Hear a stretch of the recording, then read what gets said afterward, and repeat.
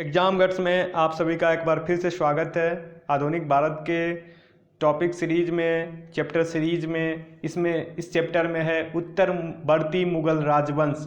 और उत्तरवर्ती मुगल राजवंश में वहाँ से शुरू होता है जब औरंगजेब की मृत्यु 3 मार्च 1707 को हो जाती है। उसके बाद उसके चारों पुत्रों में उत्तराधिकार को लेकर के युद्ध होने लगता है और सत्ता जो मिलता है वो मिलता है शाह आलम बहादुर शाह प्रथम को या शाह आलम प्रथम को।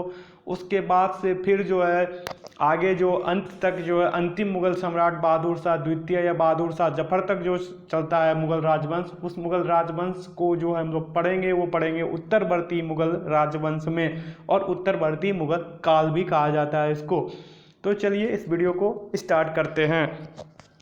तो देखिए, सबसे पहला उत्तरवर्ती मुगल राजवंश 3 मार्च 1707 को जब अहमदनगर में औरंगजेब का मृत्यु हो गया, तो मृत्यु होने के बाद उसके पुत्रों में उत्तराधिकार के लेकर के युद्ध होने लगा था। और उस उत्तराधिकार के युद्ध में जो प्रथम युद्ध हुआ वो युद्ध हुआ जजाऊ का युद्ध।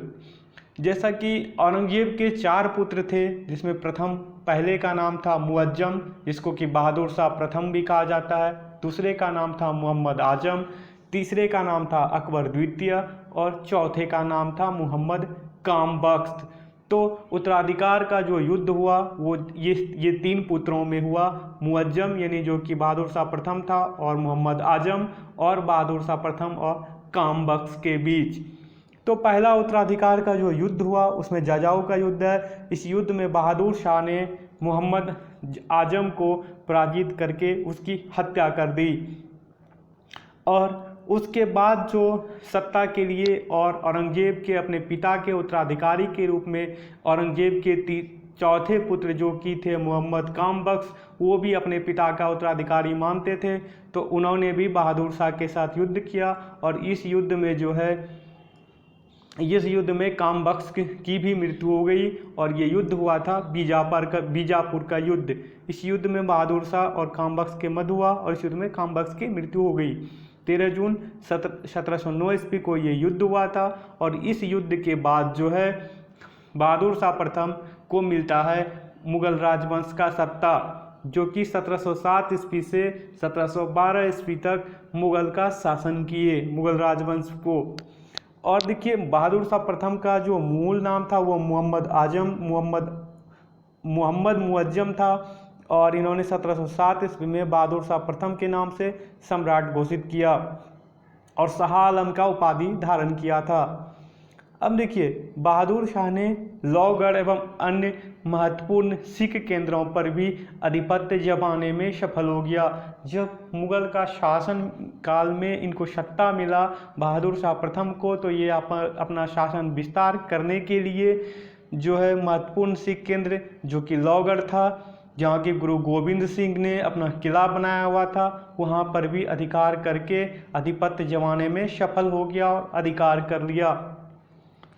तो अब इससे एक क्वेश्चन ये पूछा जाता है कि लौगढ़ का किला किसने बनाया था। तो लौगढ़ का किला जो है गुरु गोविंद सिंह ने बनाया था, जो कि लौगढ़ अंबाला के उत्तर पूर्व हिमालय में की तराई में स्थित है। तो चलिए, अब ये है बहादुर शाह को जो है साहेब बेखबर भी के नाम से भी जाना जाता था। और बहादुर शाह के बाद जो मुगल का सत्ता मिला वो मिला जहादार शाह को, जो कि 1712 ईस्वी से 1713 मात्र 1 साल तक जो है वो शासन किया। और जहादार के शासनकाल में इनको लंपट मूर्ख कहा जाता था और इनके प्रशासन का जो मेन था वो जुल्फिकार के हाथ में था। प्रशासन जो चलाते थे वो जुल्फिकार खां ही चलाते थे और इनको लंपट मूर्ख कहा जाता था। और जहादार शाह ने सबसे अच्छा जो एक काम किया कि वो जजिया कर को समाप्त कर दिया गया। और जजिया कर सबसे पहले जो है वो जो अकबर ने समाप्त किया था 1564 ईस्वी में, लेकिन औरंगजेब ने पुनः जजिया कर को लागू कर दिया था और उसको जो समाप्त किया वो जहादार शाह के द्वारा किया गया। और इन्होंने इजारा व्यवस्था, जहादार शाह ने एक इजारा व्यवस्था को लागू कर दिया था, जिसके कारण कि किसानों को स्थिति की जो है दुर्दशा होने लगी थी। उसके बाद आया फारुखसियर। फारुखसियर का जो है शासनकाल था 1713 से 1719 ईस्वी। इसने अंग्रेजों के व्यापारिक लाभ हेतु शाही फरमान जारी कर दिया 1717 ईस्वी में और अंग्रेजों को व्यापार करने की छूट दे दी। फारुखसियर के समय में 1716 ईस्वी में बंदा बहादुर को दिल्ली में फांसी दे दिया गया और फारुखसियर को घृणित कायर भी कहा जाता है। उसके बाद जो मुगल के शासक के रूप में आए वो आए रफ़ी उद हजरात, रफ़ी उद दौला। इनके शासनकाल में कोई इम्पोर्टेंट पॉइंट कुछ इस तरह का नहीं है जो कि किसी भी एग्ज़ाम पॉइंट ऑफ व्यू से इम्पोर्टेंट है।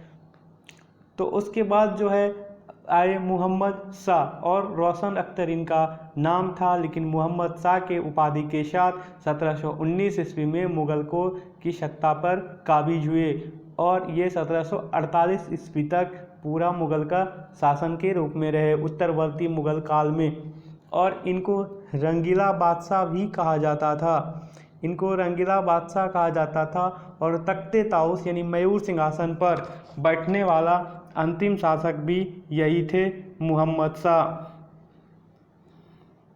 तो यहाँ से दो क्वेश्चन आपको याद रखना है कि रंगीला बादशाह की उपाधि किसको दिया गया था, तो मोहम्मद शाह। और दूसरा क्वेश्चन तख्ते ताउस यानी मयूर सिंहासन पर बैठने वाला अंतिम शासक कौन था, तो ये थे मोहम्मद शाह। और तीसरा इनके शासनकाल में, मोहम्मद शाह के शासनकाल में इम्पॉर्टेंट पॉइंट है कि इसी समय 1739 ईस्वी में नादिर शाह ने दिल्ली पर आक्रमण किया था। तो क्वेश्चन आपको ऐसे पूछा जाएगा कि जिस समय दिल्ली में नादिर शाह ने दिल्ली पर आक्रमण किया था तो उस समय मुग़ल सम्राट कौन थे, तो उस समय मुग़ल सम्राट थे मोहम्मद शाह। उसके बाद जो है इसी के शासनकाल में स्वतंत्र राज्यों की नींव पड़ी और बहुत से राज्यों का उदय हुआ, जिसमें है हैदराबाद, अवध, बंगाल, बिहार और उड़ीसा, जो कि हम आपको नेक्स्ट चैप्टर में पढ़ाएंगे नवीन राज्यों का उदय विस्तार से। उसके बाद मुग़ल सत्ता आया अहमद शाह के हाथ में और इस समय जो है मुग़ल की अर्थव्यवस्था थोड़ा छिन्न भिन्न हो गया था। और इसी के शासनकाल में 1748 ईस्वी में अहमद शाह अब्दाली ने भारत पर आक्रमण किया था। अहमद शाह अब्दाली ने जो भारत पर आक्रमण किया था उस समय मुग़ल सम्राट थे अहमद शाह। तो आप ऐसे भी याद कर लीजिए, अहमद शाह जब अब्दाली आक्रमण किया तो मुग़ल शासक भी अहमद शाह ही थे। उसके बाद मुग़ल के सत्ता के रूप में जो आए, शासन के रूप में जो आए मुग़ल के सत्ता में, तो वो आए आलमगीर द्वितीय। और आलमगीर द्वितीय के शासनकाल का सबसे महत्वपूर्ण युद्ध जो रहा था वो था पलासी का युद्ध, जो कि 1757 में हुआ था। तो आपसे क्वेश्चन ये पूछा जा सकता है कि जिस समय पलासी का युद्ध हुआ 1757 ईस्वी में, उस समय मुग़ल का सम्राट कौन था या मुग़ल का शासक कौन था, तो उस समय मुग़ल शासक था आलमगीर द्वितीय। उसके बाद जो आए शाहजहाँ तृतीय और शाह आलम द्वितीय। तो शाहजहाँ तृतीय के शासनकाल का कोई इम्पोर्टेंट पॉइंट नहीं है जो कि एग्जाम के प्रश्न व्यू से इम्पोर्टेंट है। तो शाह आलम द्वितीय, इनका नाम अलीगौर था और इसके शासनकाल में पानीपत का तृतीय युद्ध 1761 ईस्वी में तथा बक्सर का युद्ध 1764 ईस्वी में हुआ था। शाह आलम। उसके बाद आया अकबर द्वितीय। तो अकबर द्वितीय ने राम मोहन राय को, अकबर द्वितीय का जो शासनकाल था वो था 1806 ईस्वी से 1837 ईस्वी तक। तो अकबर द्वितीय ने राम मोहन राय को राजा की उपाधि दी और इसके शासनकाल में 1835 ईस्वी में मुगलों के सिक्के बंद कर दिए गए और इसकी बादशाहत लाल किले तक सीमित थी और वास्तविक सत्ता जो है अंग्रेजों के हाथ में आ गया था। मुगलों का सिक्का भी चलना अकबर द्वितीय के शासनकाल में बंद हो गया था। और उसके बाद आए बहादुर शाह द्वितीय, जिसको कि बहादुर शाह जफर के नाम से भी जाना जाता है और ये अंतिम मुग़ल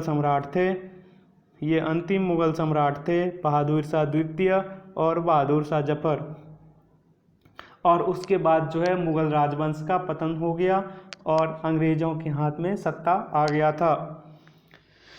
उसके बाद कानूनी रूप से मुग़ल साम्राज्य जो है वो 1 नवंबर 1858 ईस्वी को महारानी विक्टोरिया के घोषणा पत्र से समाप्त हुआ। तो ये था उत्तरवर्ती मुग़ल राजवंश। ये वीडियो आपको कैसा लगा कमेंट कीजिए और वीडियो को लाइक कीजिए और इस चैनल को सब्सक्राइब कर लीजिए। नेक्स्ट वीडियो में हम आप लोगों के लिए लेके आएंगे नवीन राज्यों का उदय।